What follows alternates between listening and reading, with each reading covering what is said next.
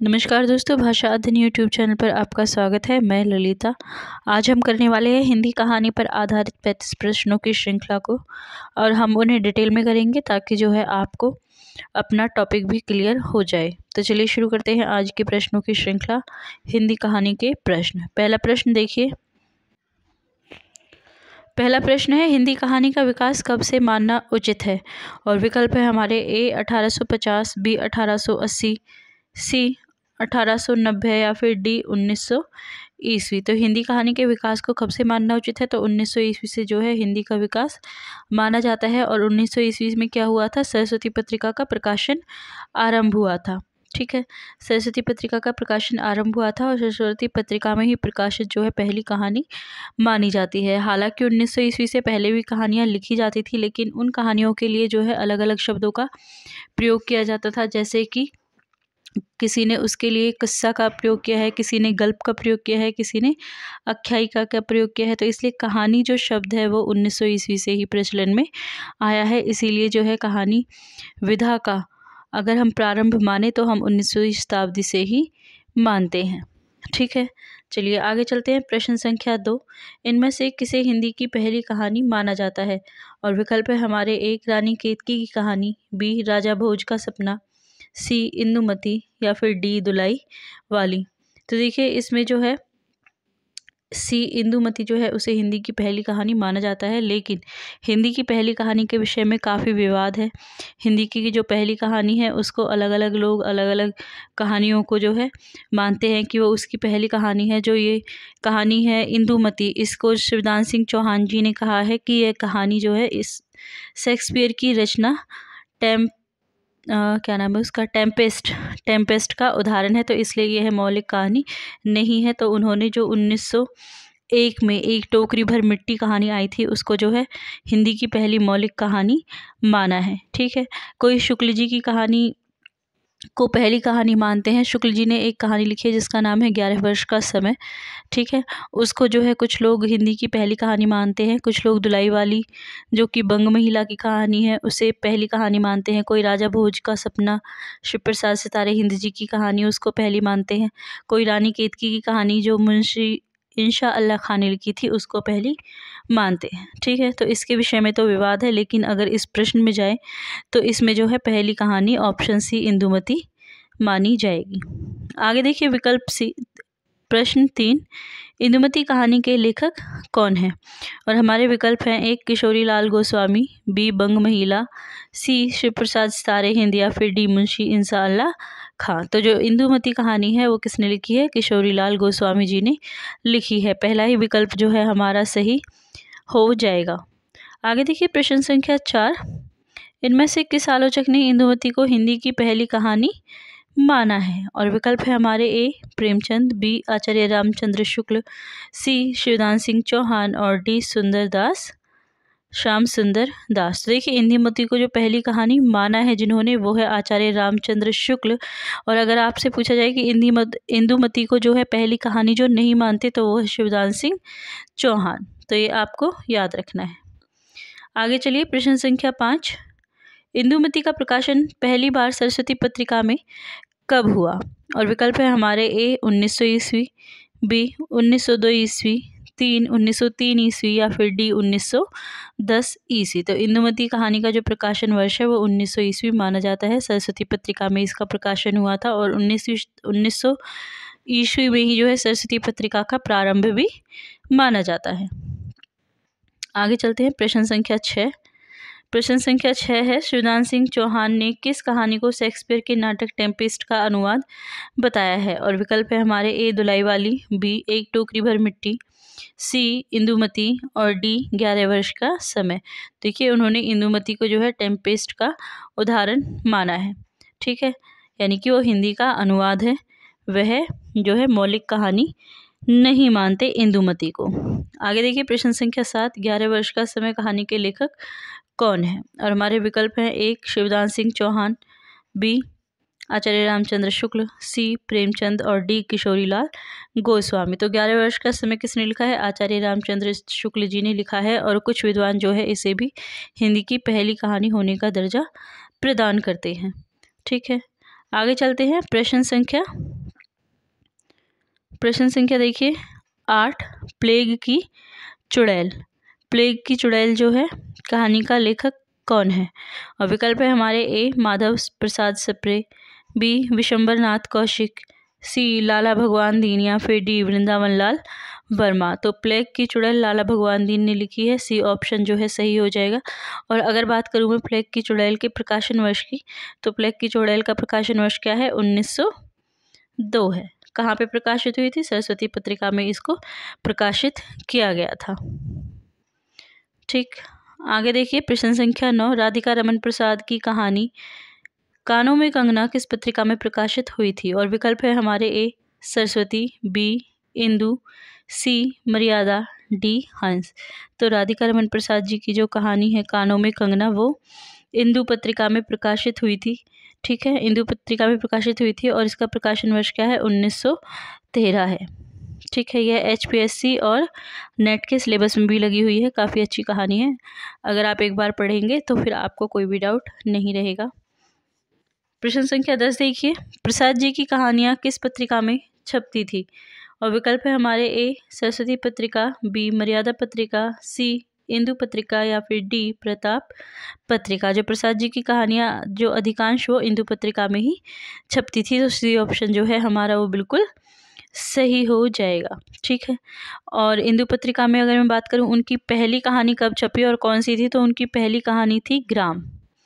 ठीक है, ग्राम उनकी पहली कहानी थी और छपी कब थी? 1911 ईस्वी में जो है छपी थी इंदु पत्रिका में। प्रश्न संख्या 11 देखिए, रक्षाबंधन कहानी के रचयिता कहानीकार कौन है? और विकल्प है हमारे ए विशंबरनाथ कौशिक, बी प्रेमचंद, सी ज्वालादत्त शर्मा या फिर डी वृंदावन लाल वर्मा। तो रक्षाबंधन कहानी जो है कौशिक जी की है, विशंबरनाथ कौशिक। और अगर मैं बात करूँ रक्षाबंधन के प्रकाशन वर्ष की, तो इसका प्रकाशन वर्ष क्या है? 1913 में ये प्रकाशित हुई थी।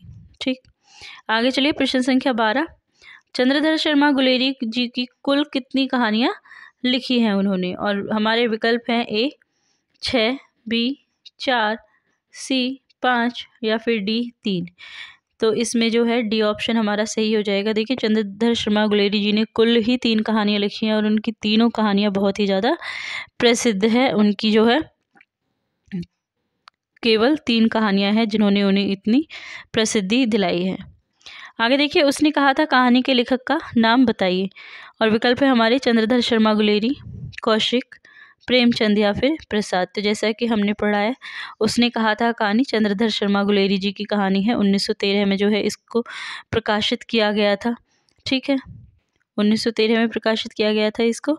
उसने कहा था, नहीं 1913 में नहीं है, उसने कहा था तो शायद 1915 में प्रकाशित है। उसने कहा था 1915 में प्रकाशित होगी शायद ये। ठीक है, हाँ जी 1915 में है, उसने कहा था।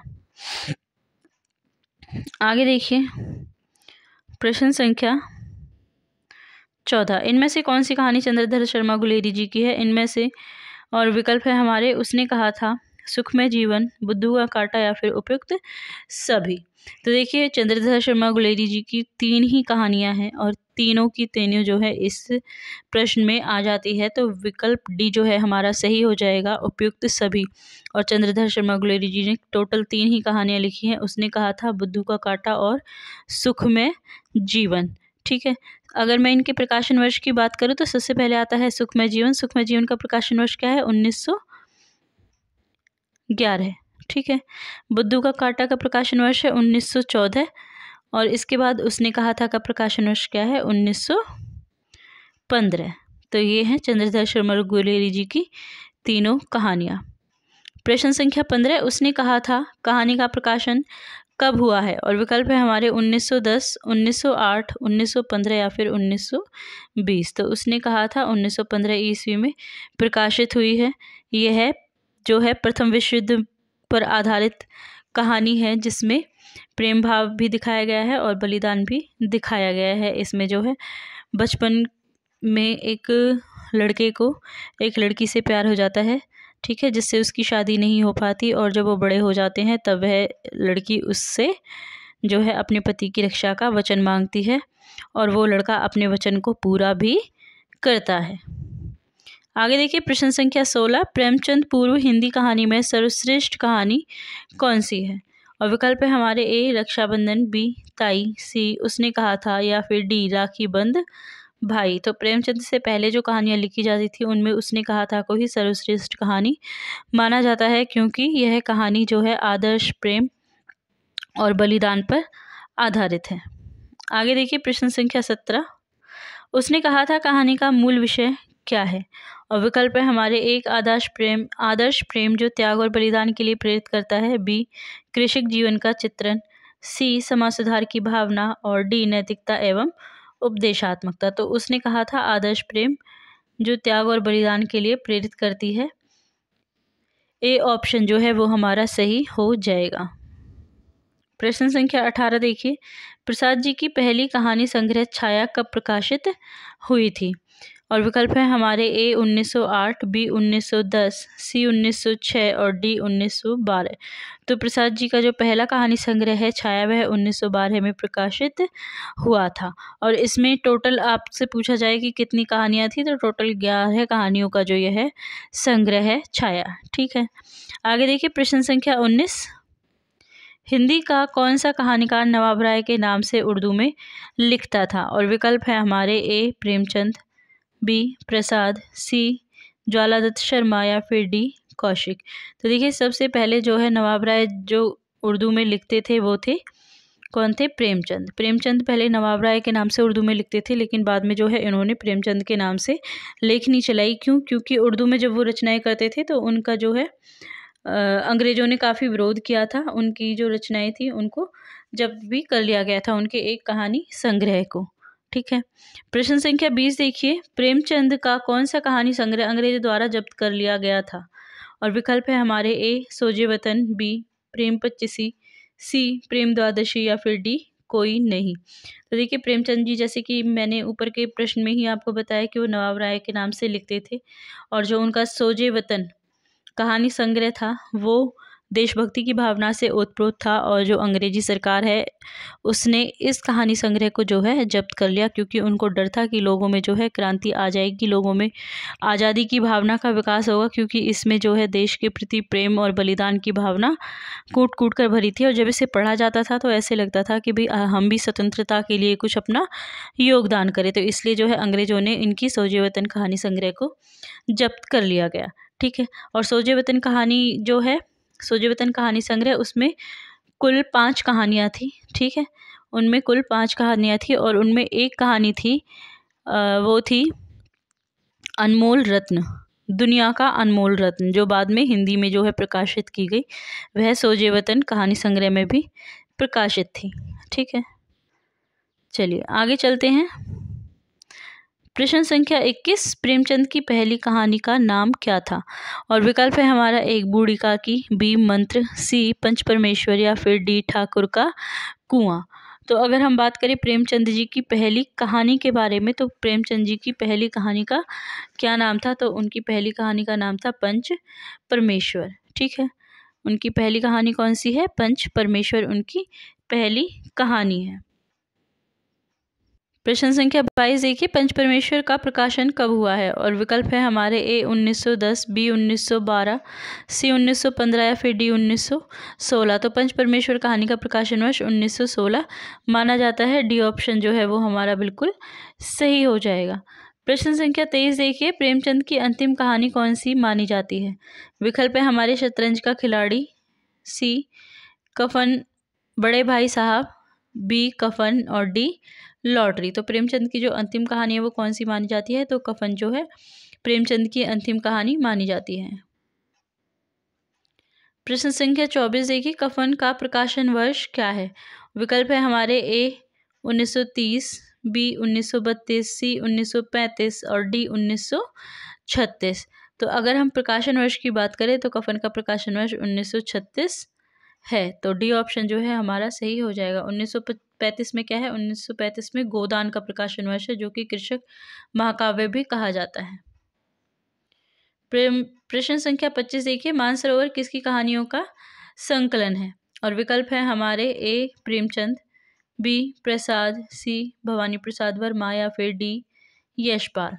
तो मानसरोवर जो है प्रेमचंद जी की कहानियों का संग्रह है। ठीक है, आगे है प्रश्न संख्या 26। इनमें से कौन सी कहानी प्रेमचंद की नहीं है? विकल्प है हमारे ए ईदगाह, बी नशा, सी पुरस्कार, डी सवा शेर गेहूं। तो देखिए जो पुरस्कार है वो प्रेमचंद जी की कहानी नहीं है, तो सी ऑप्शन जो है हमारा सही हो जाएगा। अगर हम बात करें किसकी कहानी है तो ये प्रसाद जी की कहानी है। ठीक है, प्रसाद जी की कहानी है, जयशंकर प्रसाद की। और अगर मैं इसके प्रकाशन वर्ष की बात करूं तो इसका प्रकाशन वर्ष कितना है? 1926 ईस्वी में जो है पुरस्कार कहानी को प्रकाशित किया गया है। आगे चलते हैं प्रश्न संख्या 27। प्रेमचंद की कौन सी कहानी इनमें से आदर्शवादी नहीं है? विकल्प है हमारे ए पंच परमेश्वर, बी कफन, सी नमक का दरोगा या फिर डी ईद गाह। तो देखिए जो इसमें कफन है वो आदर्शवादी कहानी नहीं है, बल्कि कैसी कहानी है? सामाजिक यथार्थवादी कहानी है, आदर्शवाद की कहानी नहीं है। ठीक है, और कफन का प्रकाशन वर्ष जैसा कि हमने बताया 1936 है, लेकिन उससे पहले जो है कफन का प्रकाशन 1935 में जामिया मिलाइया इस्लामिया पत्रिका में किया गया था। ये भी आपको याद रखना है कि अगर आपसे पूछा जाता है कफन का प्रथम प्रकाशन तो 1935 में जामिया इस्लामिया। आगे देखिए प्रश्न संख्या 28। प्रेमचंद की कहानियों के विषय में कौन सा कथन असत्य है? और विकल्प है हमारे ए प्रेमचंद की कहानियों में इतिवृत्तात्मकता अधिक है, बी प्रेमचंद की कहानियों में कथा शिल्प का उत्तरोत्तर विकास हुआ है, सी प्रेमचंद सन 1930 के बाद की कहानियों के कथानक संक्षिप्त एवं संश्लिष्ट है, और डी उनकी सभी कहानियां आदर्शवादी है। और हमें देखिए असत्य बताना है, तो असत्य क्या है इसमें? उनकी सभी कहानियां आदर्शवादी है। यह बिल्कुल ही असत्य है, क्योंकि हमने प्रश्न संख्या 27 में ही पढ़ा है कि जो उनकी कफन कहानी है वो आदर्शवादी नहीं है बल्कि सामाजिक यथार्थवादी कहानी है। तो डी ऑप्शन 28 का हमारा बिल्कुल सही हो जाएगा। प्रश्न संख्या 29 देखिए, पूस की रात कहानी किस वर्ग में आएगी? और विकल्प है हमारे ए यथार्थवादी, बी आदर्शवादी, सी चरित्र प्रधान या फिर डी घटना प्रधान। तो पूस की रात जो कहानी है वो किस में आती है? यथार्थवादी कहानियों में जो है उनको स्थान दिया जाता है। और पूस की रात कहानी की अगर मैं प्रकाशन वर्ष की बात करूं तो प्रकाशन वर्ष क्या है उसका? 1930 ईस्वी में जो है ये पूस की रात कहानी को प्रकाशित किया गया था। प्रश्न संख्या 30 देखिए, निम्नलिखित सूचियों को सुमेलित करते हुए सही विकल्प चुनिए।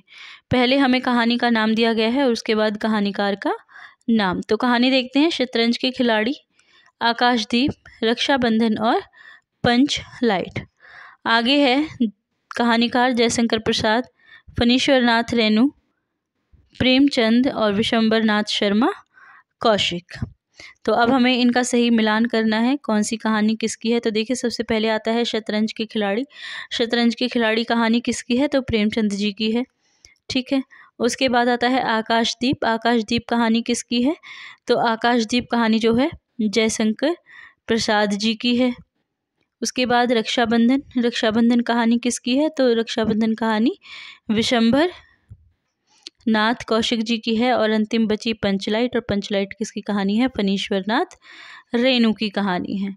ठीक है, तो अब हम देखते हैं कि इसमें से कौन सा जो कूट है हमारा सही बैठता है। तो इसमें है सी का 1, ए का 2, डी का 3 और बी का 4। तो देखिए सी का 1, ए का 2, डी का 3 और बी का 4, सी ऑप्शन जो है वो हमारा बिल्कुल सही बैठता है। शतरंज के खिलाड़ी की अगर मैं प्रकाशन वर्ष की बात करूं तो 1925 में जो है यह प्रकाशित हुई है। ठीक है, 1925 में यह प्रकाशित हुई है। आकाशदीप कब हुई है? 1928 में प्रकाशित हुई है। और रक्षाबंधन 1912 में प्रकाशित हुई है। ठीक है, इसके अलावा और जो ये अंतिम कहानी है पंचलाइट। पंचलाइट का प्रकाशन क्या है? 1954 है। ठीक है, चलिए आगे चलते हैं। प्रश्न संख्या 31, विशंबर नाथ कौशिक की कुल कितनी कहानियां लिखी हैं? तो उन्होंने कितनी लिखी हैं? ए 50, बी 100, सी 150 या फिर डी 200। तो विशंबर नाथ जी ने कितनी लिखी हैं? 200 कहानियां लिखी हैं। डी ऑप्शन जो है हमारा वो बिल्कुल सही हो जाएगा। प्रश्न संख्या 32 देखिए, जयशंकर प्रसाद ने कुल कितनी कहानियाँ लिखी हैं? और विकल्प है हमारे ए 60, बी 80, सी 69 या फिर डी 79, 89। तो जयशंकर प्रसाद जी की कुल कहानियाँ कितनी हैं? 69। सी ऑप्शन जो है वो हमारा बिल्कुल सही हो जाएगा। प्रश्न संख्या 33 देखिए, ताई कहानी के लेखक कौन है? और विकल्प है हमारे ए प्रेमचंद, बी कौशिक, सी सुदर्शन या फिर डी प्रसाद। तो जो ताई कहानी है वो विशंबरनाथ कौशिक जी ने लिखी है। और अगर मैं ताई के प्रकाशन वर्ष की बात करूँ तो ताई कहानी का प्रकाशन वर्ष क्या है? 1913 है। ठीक है, आगे चलते हैं। प्रश्न संख्या 34, कौशिक जी की प्रथम कहानी रक्षाबंधन कब प्रकाशित हुई है? और विकल्प है हमारे ए 1910, बी 1912, सी 1915 या फिर डी 1920। तो कौशिक जी की पहली कहानी रक्षाबंधन 1912 ईस्वी में प्रकाशित हुई है। बी ऑप्शन जो है हमारा बिल्कुल सही हो जाएगा। ठीक है, और अंतिम है हमारी कौशिक जी की कुल कहानियों की संख्या 50, 100, 200 या फिर 300। तो कौशिक जी ने 200 कहानियाँ जो हैं लिखी हैं। सी ऑप्शन जो है हमारा वो बिल्कुल सही हो जाएगा। आई होप आपको आज की वीडियो पसंद आई होगी। आज की वीडियो अगर पसंद आई है तो वीडियो को लाइक जरूर कर दें। चैनल पर नए हैं तो चैनल को सब्सक्राइब कर लें, क्योंकि भाषा अध्ययन यूट्यूब चैनल पर जो है हिंदी कराई जाती है। सुबह हिंदी साहित्य और शाम को हिंदी व्याकरण की क्लास ली जाती है। तो आप हिंदी को अपनी मजबूत करने के लिए हमारे चैनल से ज़रूर जुड़िए। और अगर आपने चैनल को सब्सक्राइब कर लिया है तो धन्यवाद। भाषा अध्ययन परिवार में आपका स्वागत है। और अगर नहीं किया है तो जल्दी से सब्सक्राइब कर लीजिएगा, बेल बटन ऑन कर लीजिएगा, ताकि आने वाले वीडियोज़ की नोटिफिकेशन आपको मिलते रहे।